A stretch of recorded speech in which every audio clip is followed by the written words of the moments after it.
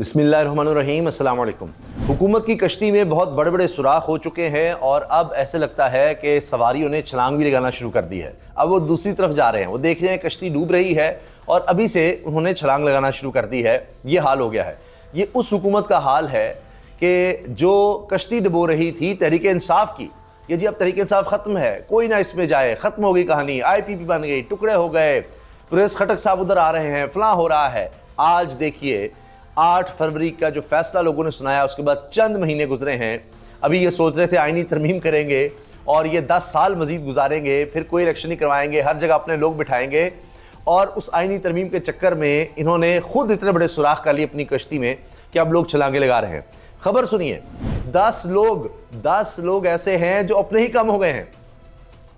अब होना यह था कि इन्होंने तहरीक इंसाफ के लोग तोड़ने थे, उसके लिए दौड़ लगाई कि मखसूस नशिस्तें नहीं मिली तो अब क्या करें। अच्छा, वो कमेटी के लिए कुछ करना पड़ेगा, वो 63A का मामला है, वो जल्दी लगाएं, वो नहीं लग सका तो कमेटी ही फारिग कर दी, उसमें से मुनीब अख्तर को ही निकाल दिया, काजी फाइसा के सब हाथ में दे दिया। उन्होंने फौरी तौर पर 63A का केस लगाया, उसमें कहा कि जी ज़मीर फरोशी जायज़ है और मंडियां लगा लो, जो मर्जी कर लो, ताकि वहां के वोट, तहरीक इंसाफ के वोट इनको पड़ जाएंगे। वो भी चीज़ें मैनेज नहीं हो सकी तो अब हाल ये है कि अपने बंदे पूरे नहीं हो रहे। तहरीक इंसाफ के कहां से उन्होंने लाने थे। शेख वकास अकरम कह चुके हैं कि इमरान खान ने कहा है और अभी दोबारा नोटिफिकेशन आया कि जितने भी सेनेटर्स हैं, MNAs हैं, वो सामने मत आएं, वो किसी एहतजाज में शरीक ना हो, इसलिए कि उनको उठा लिया जाएगा, लापता कर दिया जाएगा। अब हाल यह है कि इनके तो अपने लापता हो गए, इन्होंने तहरीक इंसाफ वालों को क्या लापता करना था। और ये भी खबरें आई कि जी कोशिश हो रही है उनकी लोकेशन ट्रेस हो जाए, फलां हो जाए, वो वोट डालेंगे। बिलावल साहब अब तक ख्वाहिश कर रहे थे ज़मीर की आवाज़ पे वोट डाल सकते हैं, 63 का फैसला आ गया, हमारी ज़रूरत नहीं है, हुकूमत पूरे कर लेगी। कहाँ से पूरे कर लेगी, उनके तो अपने पूरे नहीं हो रहे, आपके अपने निकल गए हैं। खबर सुनिए, आईनी तरमीम, 10 हुकूमती अरकान असम्बली और सेनेटर मुल्क से बाहर और उनको कहा जा रहा है आओ आओ आओ। हुकूमत ने आईनी तरमीम के पेश नज़र बैरून मुल्क मौजूद अपने अरकान पार्लियामेंट को 15 अक्टूबर तक हर सूरत वापस आने की हिदायत की है। भाई यहाँ शंघाई कॉन्फ्रेंस हो रही थी, यही वक्त था उनके लिए जाने का, तो इशारे काफ़ी हैं। और अभी मैं बता रहा हूँ कि कुछ तो वो हैं, जिस तरह सेनेटर सादिया अब्बासी साहिबा, शाहिद खकान अब्बासी, साबिक़ वज़ीर आज़म की बहन, वो तो साफ कह रही हैं कि ऐसी की तैसी मैं किसी आईन तरमीम को वोट नहीं दूंगी। तो लोग तो खड़े होकर कह रहे हैं और खातून खड़े होकर कह रही है, बाकी तो बात छोड़ दें आप।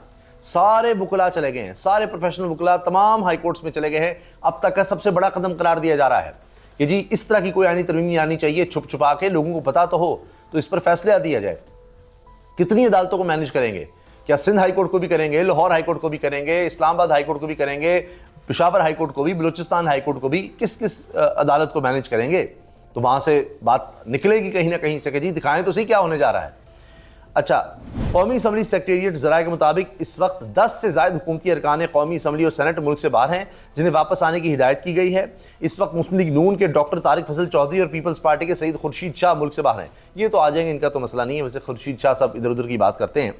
सेनेटर्स में पीपल्स पार्टी के राना महमूदुल हसन, बाप पार्टी के दिनेश कुमार और अब्दुल कादिर मुल्क से बाहर हैं। PTI के MNA रियाज फतेहाना और सेनेटर फैसल सलीम भी बैरून मुल्क हैं। अच्छा, रियाज फतेहाना साहब के बारे में ये था कि ये मैनेज हो चुके हैं। ये कहा गया कि जी रियाज फतेहाना साहब जो है, इनका कोई मसला नहीं, ये तो हमारे पास हैं ही, ये हुकूमत दावा कर रही थी। रियाज फतेहाना साहब जो हैं वापस नहीं आ रहे और उनके बेटे को अगवा कर लिया गया है, लापता कर दिया गया है। अगर वो तैयार थे वापस आने के लिए और इनके साथ थे तो उनके बेटे को लापता और अगवा करने की क्या ज़रूरत थी? वो खबर मैं आपकी पूरी खबर आपके सामने रखूँगा। दूसरी तरफ हुकूमत आईनी तरमीम लाने के लिए एक बार फिर सरगर्म है। मौलाना फजलुर रहमान की बाज़ तजावीज़ से इत्तेफाक कर लिया गया है। आईनी तरमीम SCO सरबराह कॉन्फ्रेंस तक मौखर कर दी गई हैं। मौलाना फजलुर रहमान की तजवीज़ मानते हुए हुकूमत ने पार्लियामेंट के दोनों ऐवानों का इजलास SCO सरबराह कॉन्फ्रेंस के बाद बुलाने का फैसला किया। एक दूसरे से आईनी तरमीम के मुसव्वदे शेयर करने पर भी इत्तफाक हुआ। पार्लिमानी ज़राए का कहना है कि हुकूमत ने आईनी तरमीम के लिए पार्लियामेंट के दोनों ऐवानों का इजलास SCO सरबराही इजलास के बाद बुलाने का फैसला किया। JUI सरबराह मौलाना फजलुर रहमान ने आईनी तरमीम का मामला SCO इजलास के बाद तक मौखर करने की तजवीज़ दी थी। मौलाना फजलुर रहमान आईनी तरमीम पर अपना मुसव्वदा 2 से 3 दिन में हुकूमती टीम के हवाले करेंगे, जबकि पीपल्स पार्टी और नून लीग की कानूनी टीम अपना मुसव्वदा JUI से शेयर करेगी। लेकिन इससे पहले कि ये सारा कुछ शेयर होता, मौलाना ने कह दिया है कि हमारा तो इत्तेफाक हो गया है तहरीक इंसाफ के साथ और अब आईनी तरमीम पर फजलुर रहमान ने PTI के तहफ़्फ़ुज़ात दूर कर दिए, मुश्तरका मुसव्वदा तैयार करने पर इत्तफ़ाक़। लो अब हुकूमत क्या करेगी? यहाँ तो बात ही दूसरी तरफ चली गई है, तो अब ये क्या करेंगे? क्योंकि इनकी तो कहानी ये थी कि मौलाना साहब हमारी तरफ आ रहे हैं, मुसव्वदे शेयर हो रहे हैं, वहाँ उन्होंने तहरीक-ए-इंसाफ के साथ मुसव्वदा शेयर करके तहरीक-ए-इंसाफ के तहफ़्फ़ुज़ात दूर करके अब मुश्तरका मुसव्वदे की बात कर दी है। वो कब आएगा, कब शेयर होगा? क्योंकि जो भी मुसव्वदा इस तरफ से आना है मौलाना फजलुर रहमान और तहरीक-ए-इंसाफ का एक ही होगा, ये मैं आपसे अर्ज़ कर दूँ, और वो एक ही बार ऐसा होगा कि हुकूमत की हवा निकल जानी है कि ये क्या हो गया है, ये तो बिल्कुल ही और तरफ कहानी चल गई है, हम कुछ और चाहते थे, यहाँ से कुछ और आ गया, तो वो भी मामला ख़राब हो गया हुआ है। अब देखिए ना, जिनको ये कहते थे कि हमारे पास है, हमारी जेब में है, साबिक MPA एहसन रियाज फतियाना अगवा मुकदमा भी दर्ज हो गया है। ये रियाज फतियाना के बेटे हैं और पंजाब असम्बली साबिक रुकन पंजाब असम्बली एहसन रियाज फतियाना के अगवा का मुकदमा दर्ज कर लिया गया। FIR के मुताबिक 25 नामालूम अफराद ने डिफेंस में एहसन रियाज फतियाना के घर में घुस कर तोड़फोड़ की और इन्हें अगवा करके ले गए। मुकदमा लाहौर के थाने डिफेंस C में एहसन फतियाना की माँ अशुफ़ा रियाज की मुद्दईयत में दर्ज किया गया। अशफ़ा रियाज का कहना है कि एहसन रियाज तहरीक-ए-इंसाफ के रुकन कौमी असम्बली रियाज फतियाना के बेटे हैं। इस हवाले से पुलिस ने बताया है कि मुकदमा अगवा की दफ़ात के तहत दर्ज किया गया है, जिसके बाद मुग़वी की तलाश जारी है। ये तो हाल है जी इस हुकूमत का। ये अब लोगों को लापता करके पता नहीं किस तरह से वोट पूरे करवाएंगे, क्या करवाएंगे। बिलावल साहब कहते हैं जी 63A के फैसले के बाद हुकूमत को नंबर्स गेम की फिक्र नहीं, मेरा या मौलाना का इंतज़ार क्यों करे? तो कर ले फिर करें ज़रा, उनके तो अपने बंदे पूरे नहीं हो रहे। आप देखिए ज़ुबैर साहब साबिक गवर्नर सिंध, वो जिस तरह के राज बता रहे हैं कि जी आईनी तरमीम जिस तरह कर रहे हैं और ये तबाही है, बर्बादी, और हर एक को इस पर बोलना चाहिए, हर एक को इस पर बोलना चाहिए। अब तो ये कहानी ख़त्म होगी ना, लोगों को समझ आ गई, ये तो इंसानी हुकूक ही ख़त्म करने जा रहे थे, जुडिशरी को ज़िबा करने जा रहे थे, अब वो सारा प्लान लीक हो गया। एक और प्लान जो इनका है कि जी अब इलेक्शन कमीशन से हम हासिल कर लेंगे। इलेक्शन कमीशन को स्पीकर कौमी असम्बली ने दोबारा खत लिख दिया कि जल्दी करो जल्दी करो, वो मखसूस नशिस्तें हमें दे दो, हमें दे दो। और इलेक्शन कमीशन पहले ही वजाहत मांग चुका है, लिख चुका है कि जी स्पीकर कह रहा है हमें दे दो, सुप्रीम कोर्ट का फैसला है कि तहरीक-ए-इंसाफ को दें, तो सर हम वजाहत कर रहे हैं। दूसरी दफ़ा वजाहत उन्होंने मांग ली है। अगर इलेक्शन कमीशन के लिए इतना आसान होता है इनको सीटें देना, वैसे तो फैसला बड़ा वाज़े है, सुप्रीम कोर्ट के फैसले के अहकामात की मुसलसल इलेक्शन कमीशन की खिलाफ वर्जी कर रहा है, लेकिन ये सोच विचार चलता रहा, मुसलसल 6 दिन इजलास चलता रहा और उसके बाद फिर वजाहत मांगी हुई है। अब जब वजाहत मांगी हुई है तो फिर खुद से फैसला कैसे कर सकते हैं आप?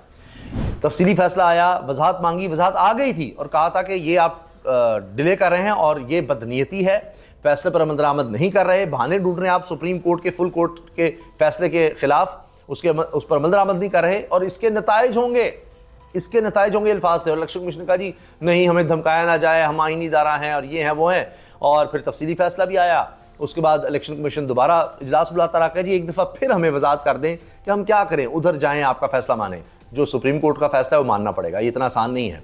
और अगर ये कह देते हैं अच्छा जी वजाहत हमने मांगी थी अभी तक नहीं आई, लिहाजा फ़िलहाल हम खुद से आपको मखसूस नशिस्तें दे रहे हैं, क्योंकि सुप्रीम कोर्ट ने इख्तियार ही ख़त्म कर दिया, कहा कि ये रूल ही गलत है, ये गैर आइनी रूल है कि आप अपनी मर्ज़ी से, इलेक्शन कमीशन के पास इख्तियार होगा कि वो कोई मखसूस नशिस्तें इधर उधर कर सकता है। तो उन्होंने वो उड़ा ही दिया है जब वो कानून ही, तो अभी किस कानून के तहत देंगे सीटें नून लीग को और पीपल्स पार्टी को और दीगर जमातों को? अब इलेक्शन कमीशन मुश्किल है कि गलती करे, अभी तक उनको ऊपर से ऑर्डर्स नहीं आए ऊपर से, और वरना तो इजलास में फौरी फैसला कर देते, और नून लीग और पीपल्स पार्टी के लिए तो फौरी फैसले करते हैं, तो अभी तक ऊपर से नहीं आया। तो गेम कुछ और लगता है हो रही है, और अगर वो करते हैं तो फिर रद्द-ए-अमल आएगा, जुडिशरी से आएगा और बड़ा सख्त आएगा। जजेस अभी तक खामोश ज़रूर हैं लेकिन पूरी तरह तैयार बैठे हैं वेट एंड सी के लिए। तो ये वो काम होगा इलेक्शन कमीशन जब वाज़े तौर पर हुक्मदुली करेगा। अभी तो ये इस तरह से हुक्मदुली भी कर रहा है कि इम्प्लीमेंट नहीं कर रहा, जब उनके फैसले की ही खिलाफ वर्जी कर देगा तो फिर जनाब बड़ा सख्त रद्द-ए-अमल आएगा, और इनका ये ख्याल है कि ये इस तरह से कर जाएंगे, ये मुमकिन नहीं है।